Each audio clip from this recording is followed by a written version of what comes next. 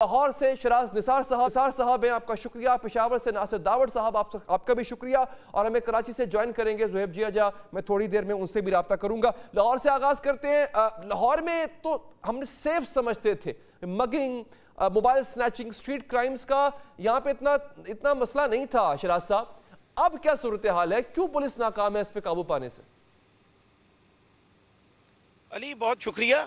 जब आईजी से लेकर और तमाम डिस्ट्रिक्ट पुलिस अफसरान को पॉलिटिकल इन्फ्लुएंस में दे दिया जाए और डीआईजी, सीसीपीओ, आईजी ये सीटें जो है वो पॉलिटिकल बना दी जाए, तो फिर डकैती की वारदातें बढ़ना जो है ना वो मामूल की बात है।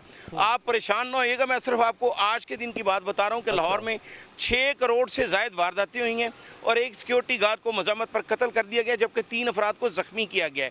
ये मैं 12 घंटे का फिगर बता रहा हूँ आपको। रायविंड में आज सुबह जो है वो एक डकैती मजम्मत पर सिक्योरिटी गार्ड को कत्ल कर दिया गया।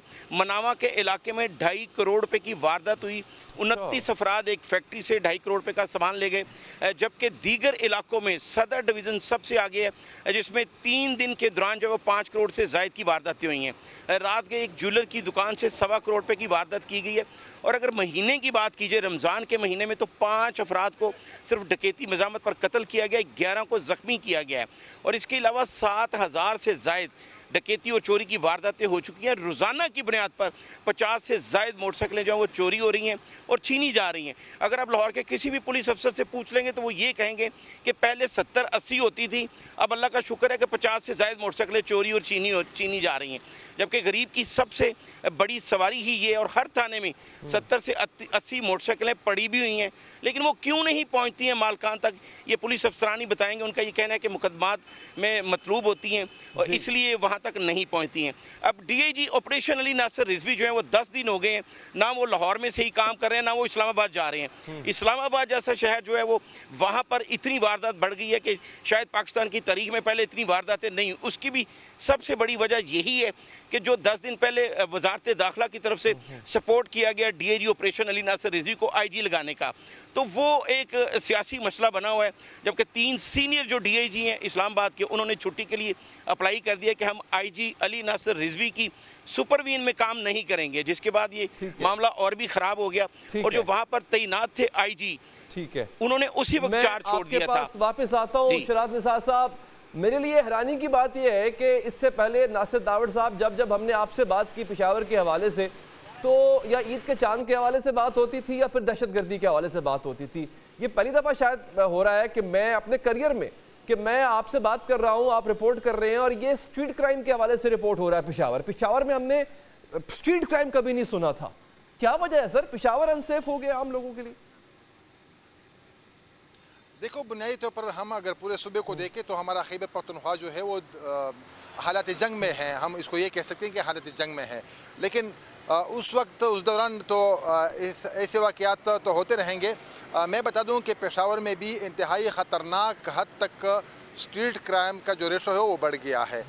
न सिर्फ पेशावर में बल्कि पेशावर की जो मुज़ाफ़ाती इलाके हैं और खैबर पख्तूनख्वा के दीगर जो शहरें हैं, वहाँ पर भी मोबाइल स्नैचिंग और स्ट्रीट क्राइम्स का जो रेशो हो बहुत ज़्यादा बढ़ गया है। लेकिन इतना भी नहीं जो हमारे पाकिस्तान के दीगर शहरों में है, जैसे कि लाहौर में यहाँ पर बिल्कुल ख़तरनाक एक मंजर बन पेश कर रहा है। इस तरह कराची वगैरह या दीगर जो रावलपिंडी वगैरह है, पेशावर उससे मेरे ख्याल में कम होगा, लेकिन फिर भी इतने वारदातें नहीं हो रहे थे चोरी चकोरी के। लेकिन अब मेरा ख्याल है कि जितना बेरोज़गारी का सामना कर रहे हैं लोग, शायद यही वजह है, और जो क्राइम है या जो मंशियात का इस्तेमाल है उसमें भी इजाफा हो रहा है। ठीक है, ये हैरानी की बात थी। ज़ुहैब जिया, कराची में तो खैर सूरत हाल मेरा ख्याल है कुछ मुख्तलिफ तभी होगी जब आप हमें खबर देंगे कि अब क्राइम कम हो गया है।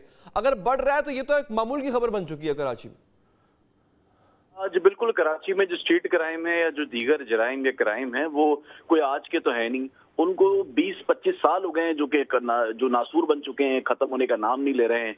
उसमें दीगर हुकूमतें भी गुजर चुकी हैं, लेकिन उसके बावजूद कोई क्रैकडाउन, कोई असले से पाक करने की कोई ऐसी मुहिम आज तक कोई कामयाब नहीं हो सकी। खुसूसी मैं बात करूंगा सिंध पुलिस की।